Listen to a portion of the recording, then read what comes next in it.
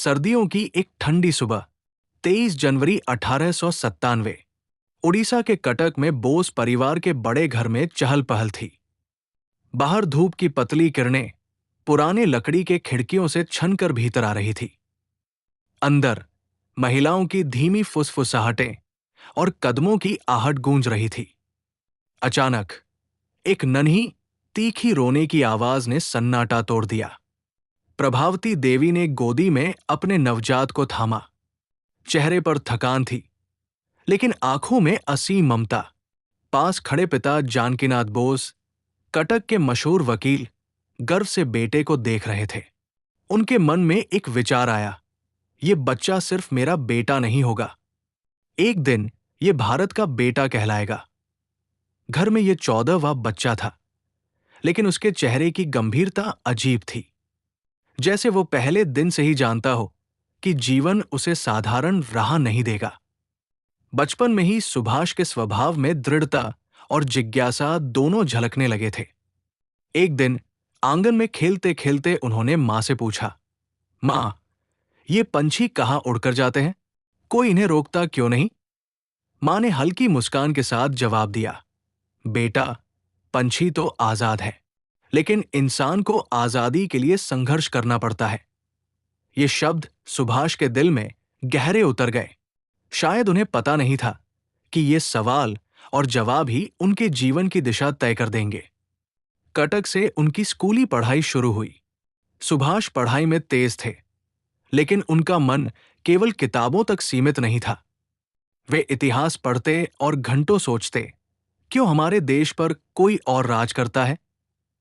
युवावस्था में वे कोलकाता के प्रेसिडेंसी कॉलेज पहुंचे। यहां एक घटना ने उनकी जिंदगी बदल दी। एक ब्रिटिश प्रोफेसर ने भारतीय छात्रों को अपमानजनक शब्द कहे। कक्षा में सन्नाटा छा गया, लेकिन एक युवा खड़ा हुआ। ये सुभाष थे। उन्होंने साफ कहा, आपको हमारे देशवासियों का अपमान करने का कोई हक नहीं। ये उनकी पहली सीधी टक्कर थी। नतीजा, उन्हें कॉलेज से निकाल दिया गया। लेकिन ये निकाला जाना उनकी आत्मा में आजादी के बीज को और गहरा बो गया।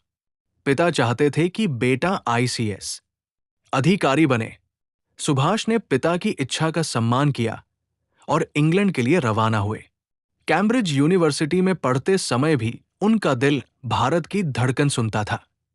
1920 में उन्होंने भारतीय सिविल सेवा परीक्षा पास की, चौथे स्थान पर। यह किसी भारतीय के लिए बड़ी उपलब्धि थी, लेकिन उन्होंने ये नौकरी ठुकरा दी। उन्होंने पिता से कहा, मैं गुलामी के शासन का हिस्सा नहीं बन सकता, चाहे पद कितना भी ऊंचा क्यों न हो। भारत लौटने पर उन्होंने कांग्रेस में प्रवेश किया। महात्मा गांधी से मुलाकात हुई। गांधी जी उन्हें देश का भविष्य कहते थे, लेकिन विचार अलग थे। गांधी जी का रास्ता था अहिंसा और सत्याग्रह, जबकि सुभाष मानते थे कि स्वतंत्रता केवल संघर्ष और बलिदान से मिल सकती है। 1938 में वे कांग्रेस अध्यक्ष बने और अगले ही साल फिर चुने गए। लेकिन गांधी जी के समर्थकों के साथ मतभेद गहरे हो गए और उन्होंने इस्तीफा दे दिया। अब वे अकेले थे, लेकिन उनके इरादे पहले से अधिक दृढ़ थे। अंग्रेज सरकार उन्हें खतरनाक मानती थी। वे कई बार जेल में डाले गए, कई बार नजरबंद किए गए। 1941 में कोलकाता में नजरबंदी के दौरान उन्होंने एक साहसिक योजना बनाई। वेश बदलकर, नकली नाम लेकर रात के अंधेरे में वे घर से निकल पड़े। सड़कें सुनसान थी, लेकिन उनके दिल में तूफान था। काबुल होते हुए वे बर्लिन पहुंचे। वहां उन्होंने हिटलर से मुलाकात की, भारत की आजादी के लिए मदद मांगी। जर्मनी से वे पनडुब्बी और जहाजों के सफर के बाद जापान पहुंचे। यहां उन्होंने भारतीय युद्ध बंदियों से मुलाकात की और कहा, तुम मुझे खून दो, मैं तुम्हें आजादी दूंगा। ये केवल नारा नहीं था, ये एक वादा था जो उनके दिल से निकला था। 1942 में आजाद हिंद फौज का गठन हुआ। कैप्टन लक्ष्मी सहगल जैसी महिलाओं ने भी इसमें हिस्सा लिया। सुभाष ने साबित किया कि ये लड़ाई सिर्फ पुरुषों की नहीं, बल्कि पूरे भारत की है। 1944 में आजाद हिंद फौज बर्मा के रास्ते भारत की ओर बढ़ी। कोहिमा और इम्फाल की लड़ाइयां कठिन थी। बारिश, कीचड़, भूख और गोलियों के बीच भी सुभाष अपने सैनिकों को प्रेरित करते रहे।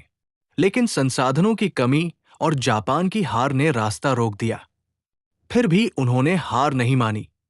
सुभाष चंद्र बोस कहते थे, हार केवल तब होती है जब आप लड़ना छोड़ देते हैं। फिर आया 18 अगस्त 1945 का दिन। खबर फैली कि ताइवान में एक विमान दुर्घटना में सुभाष चंद्र बोस की मृत्यु हो गई। दुनिया भर में शोक छा गया। लेकिन कई लोग मानते हैं कि वे बचे थे और गुप्त रूप से जीवन बिताते रहे। उनकी मौत का रहस्य आज भी अनसुलझा है। सुभाष चंद्र बोस ने हमें सिखाया कि आजादी की कीमत खून और बलिदान है। उनके शब्द जय हिंद आज भी हर भारतीय के दिल में गूंजते हैं। वो एक ऐसे नेता थे जो सिर्फ इतिहास में नहीं बल्कि हर पीढ़ी की आत्मा में जीवित रहेंगे। अगर ये जानकारी आपको अच्छी लगी है तो वीडियो को लाइक जरूर करें और चैनल को सब्सक्राइब करना न भूलें। धन्यवाद।